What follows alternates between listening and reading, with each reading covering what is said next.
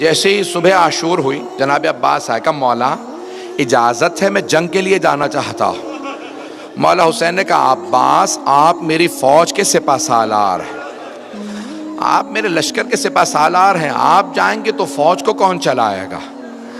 بس بھئی اتنے میں حملہ ہوا، بہت سے انصار بزرگ تھے شہید ہو گئے۔ کہا مولا یہ بزرگ حبیب جیسوں کے لاشیں آ رہے ہیں، مولا مجھے اجازت دیجئے۔ کہ نہیں عباس آپ میری فوج کے سپہ سالار ہیں۔ 3 جب حملے ہوئے نا زیادہ تر صاحب سب شہید ہو گئے، تو ایک مرتبہ جناب عباس آئے، کہا مولا اجازت دے۔ کہ نہیں عباس آپ میری فوج کے سپہ سالار ہیں۔ اتنے میں نہ جانے اون و محمد کے لاشیں آئے۔ جناب قاسم کا اب جناب عباس سے رہا نہیں گیا، کہ مولا جنہیں گودوں میں پالا تھا اب تو وہ بھی مارے جا رہے ہیں، مولا مجھے اجازت دیجئے۔ کہ نہیں عباس آپ میری فوج کے سپہ سالار۔ کہ مولا وہ فوج کہاں ہے جس کا میں سپہ سالار ہوں؟ جیسے یہ خیمہ نصب ہے نا، خیمے کے باہر کھڑے تھے جناب عباس، تلوار سے ٹیک لگا کے کھڑے تھے۔ اچانک خیمے کے اندر سے آواز آئی، وہ والا خیمہ تھا جہاں مشکیزیں پانی کے بھر بھر کے رکھے جاتے تھے۔ جناب عباس نے آواز سنی کہ کچھ بچے مشکیزیں ہلا ہلا کے دیکھ رہے ہیں، شاید پانی رہ گیا ہو۔ ایک بچی نے ایک مشکیزہ اٹھایا، مشکیزے پہ لب لگانے لگی، مشکیزہ پیشانی پہ رکھا شاید ٹھنڈک مل جائے۔ جناب عباس خیمے میں گئے، کہا بی بی کیا بات ہے؟ کہا چچا مجھے پیاس بہت زیادہ لگی ہے۔ کہا بی بی مشکیزہ لیجئے میرے ساتھ آئیے، اپنے بابا سے کہیں مجھے پانی لانے کی اجازت دے دیں۔ سنیں گے اب آپ مصائب کو؟ کہا بی بی اپنے بابا سے کہیں مجھے پانی لانے کی اجازت دے دیں۔ جناب سکینہ نے کہا بابا چچا سے کہیں مجھے پانی لا دیں۔ میں یہی کہوں گا نا، مولا نے کہا ہوگا عباس اب آپ ایسی سفارش لائے ہیں میں رد نہیں کر سکتا، عباس آپ کو اجازت ہے۔ لیکن یہاں پہ روکا جناب سید الشہداء نے۔ جناب عباس نے مشکیزہ کاندھے پہ رکھا، علم ہاتھ میں لیا، تلوار حمائل کی نیزہ ہاتھ میں لیا۔ کہا عباس آپ کو پانی لانے کی اجازت ہے، لیکن ایک بات سن لیجئے، جانے سے پہلے ذرا زینب سے مل لیجئے گا۔ جناب عباس اس خیمے میں آئے جہاں جناب زینب تھی، اندر نہیں گئے، باہر سے کھڑے ہو کے کہا بی بی الوداع، بی بی میں جنگ کے لیے جا رہا ہوں، پانی لینے جا رہا ہوں، جنگ کی تو اجازت نہیں ملی، پانی لینے جا رہا ہوں۔ جناب زینب نے کہا عباس جانے سے پہلے ذرا کچھ دیر کے لیے خیمے میں تشریف لائیے۔ جناب عباس آئے، جب آئے نا خیمے میں سر جھکا کے کھڑے ہو گئے، آنکھیں بند ہیں۔ جناب عباس بہت قد آور تھے، جناب زینب نے دونوں باہیں جناب عباس کے گلے میں ڈالی، گلے میں باہیں ڈال کے ایک جملہ کہا عباس ذرا میری طرف دیکھنا۔ جناب عباس کے آنسو بہنے لگے، بہت غیور تھے۔ جناب زینب 22 سال بڑی ہیں، پالا تھا جناب عباس کو، ہاتھوں میں پلے تھے، برداشت نہیں کر رہے تھے، جانتے ہیں بی بی پہ بڑا ظلم ہونا۔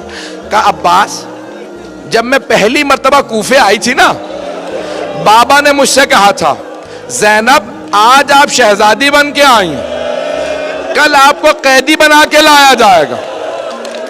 عباس میں سوچا کرتی تھی کس میں جرت ہوگی مجھے قیدی بنائے، میرا عباس جیسا بھائی ہے۔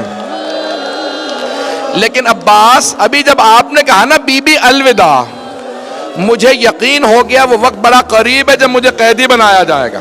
اجرکم اللہ۔ بس بے اب جناب عباس کی غیرت برداشت نہیں کرے، آنسو بہ رہے ہیں، خیمے سے باہر آئے، کہا بی بی مجھے معاف کر دیں۔ ایک بہت بڑے واعظ ہیں، بہت بڑے واعظ ہیں، وہ ایک جملہ کہتے ہیں کہ جب جناب عباس خیمے سے باہر نکلے، جناب زینب نے ساری بیویوں کو جمع کیا۔ جب میں یہ جملہ سوچتا ہوں میری کیفیت بدل جاتی ہے۔ ساری بیویوں کو جمع کر کے ایک جملہ کہا بیویوں میں پردے کی ضمانت واپس لے رہی ہوں،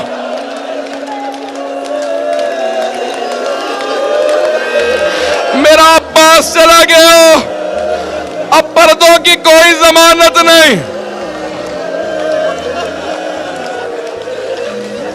بس بھائی شاید میں پوری شہادت نہ پڑھ سکوں، روک کے 2 جملے کہوں آپ سے، آخری جملوں سے پہلے ذرا 2-4 منٹ کی زحمت دوں گا، بس میں نے تمام کیا۔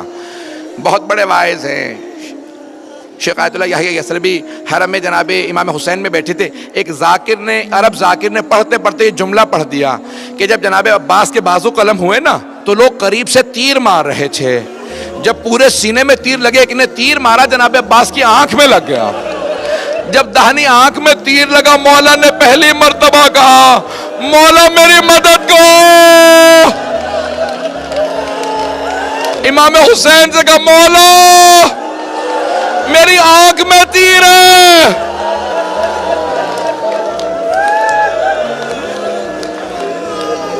شیخ یحییٰ یثربی بے ہوش ہو کے گر گئے. جب ہوش میں آئے نا کل رب العالمین ذاکر کو کہا آئندہ یہ روایت نہ پڑھنا، پتہ نہیں روایت صحیح ہے نہیں ہے.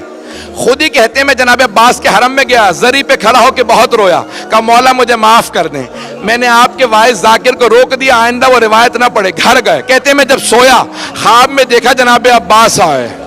کہو شیخ تو نے کیوں روکا میرے وائس کو میرے مصائب پڑھنے سے؟ کہا مولا مجھے معاف کر دیں، مجھے پتہ نہیں تھا تیر لگا تھا یا نہیں. کہا شیخ میرے رونے والوں سے کہنا عباس نے کہا ہے میری آنکھ میں تیر لگا تھا. میرے رونے والوں سے کہنا جب آنکھ میں تیر لگے تو ہاتھ سے نکالا جاتا، جس کے بازو نہ ہو اس کی آنکھ میں تیر لگے وہ کیسے تیر نکالے گا؟ مولا کہتے ہیں جب تیر لگا میں نے سر جھٹکا، میں نے بہت سر جھٹکا، تیر نہیں نکلا. میں نے سر جھکایا، گھٹنوں سے تیر کو پکڑا. جب میں نے تیر کھینچا میری آنکھ میں تکلیف محسوس ہوئی. میں نے پہلی مرتبہ کہا بھیا میری مدد کرو.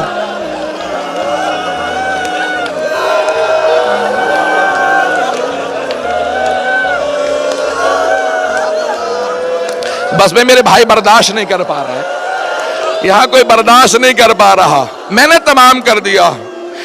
ایک مرتبہ جیسے ہی آواز سنی سید الشہداء نے، زلجنا کو ایڑ لگا کہ مجھے عباس تک پہنچا دے. ایک مقام پہ زلجنا رکا، بس زیارت برآمد ہونے والی ہے. جناب سید الشہداء اترے، دیکھا زمین پہ بازو پڑا ہے، اٹھا کے سینے سے لگایا کہ یہ میرے عباس کا بازو ہے. پھر دوسرا بازو اٹھایا، آگے بڑھے. ایک مرتبہ جناب عباس کا سر اٹھا کے اپنے زانوں پہ رکھا. جناب عباس نے آخری جملہ کہا کہ مولا میری ماں نے مجھے بتایا تھا جب میں اس دنیا میں آیا میں نے سب سے پہلے آپ کی زیارت کی تھی. مولا میں دنیا سے جاتے میں آپ کی زیارت کرنا چاہتا ہوں، لیکن مولا میری ایک آنکھ میں تیر لگا ہے، دوسری میں خون بھرا ہے. مولا آپ اپنی ابا کے دامن سے میری آنکھ سے خون صاف کر دیں، میں آپ کی زیارت کر لوں. جیسے ہی مولا حسین نے ابا کا دامن اٹھایا، خون صاف کرنا شروع کیا. جناب عباس نے کہا مولا میری ماں نے کہا تھا کبھی حسن حسین سے کام نہ کہنا، مولا میری ماں سے کہیے گا میں آپ کو کبھی زحمت نہ دیتا. اگر میرے ہاتھ سلامت ہوتے، میرے بازو نہیں